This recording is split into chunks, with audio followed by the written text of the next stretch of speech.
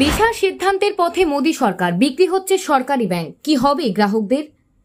IDBI ব্যাংকের বেসরকারীকরণের রাস্তা প্রায় পরিষ্কার। গত বৃহস্পতিবার এক আধিকারিক সূত্রে জানতে পারা গিয়েছে একাধিক তথ্য। আইডিবিআই এর বেসরকারীকরণের যাবতীয় প্রক্রিয়া স্বরাষ্ট্র মন্ত্রক মঞ্জুর করেছে। এই অবস্থায় খুব তাড়াতাড়ি রিজার্ভ ব্যাংকেও সবুজ সংকেত দিতে পারে।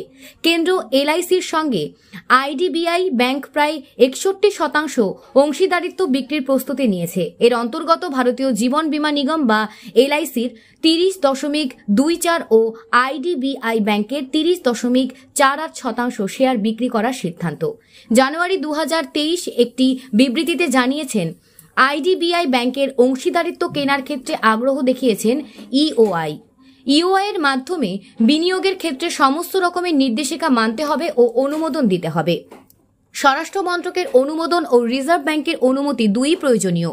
এ বিষয়ে গত 1.5 বছর ধরে আরবিআই বিষয়টি খতিয়ে দেখছে। এই কারণেই আইডিবিআই ব্যাংকের বেসরকারীকরণের নির্দিষ্ট সময়সীমা ছাড়িয়ে যাবে বলে মনে করা হচ্ছে।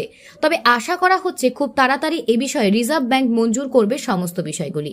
এক আধিকারিক সূত্রে জানতে পারা গিয়েছে, এরপরে বিনিয়োগকারীদের ডেটা রুম পর্যন্ত পৌঁছতে পারবেন। দেখাশোনা শুরু হবে তারপরে। সরকার ও এলআইসির কাছে আইডিবিআই ব্যাংকের সংযুক্ত মোট 98.72% অংশীদারিত্ব আছে। এই বিক্রির পরে তা দাঁড়াবে 34%।